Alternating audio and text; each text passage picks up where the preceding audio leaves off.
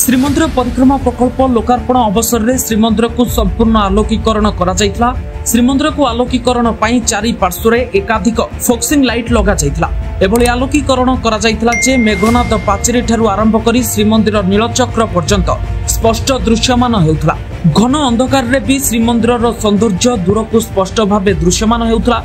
श्रीमंदिर कुरुम बेड़ा रे भी एही लाइट लगा जायतिला, किंतु सरकार बदलिबा परे एही आलोकीकरण व्यवस्था को बंद कर दिया जायछि। आउ पूर्व भली श्रीमंदिर आलोक माला रे झलसुनी जानी सुनी ठिकादार एभली आलोकीकरण व्यवस्था को बंद कर दैछन्ति और लाइट सबु खोली नैछन्ति बोली अभियोग होइछि। श्रीमंदिर को आलोकीकरण पाई उत्तर द्वार, दक्षिण द्वार, पश्चिम द्वार, बॉक्स भली एकाधिक स्थान रे बड़ बड़ फोक्सिंग लाइट लगा जायतिला।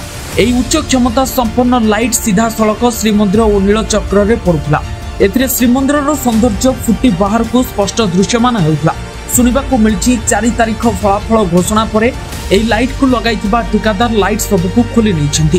फल श्रीमंदिर एबे अंधकारमय देखा जाउछि। एहाकू नै भक्त और सेवायतक महल रे असंतोष देखा दैछि। तेबे तुरंत एही आलोकीकरण व्यवस्था को चालू करबाकू दाबी होइछि।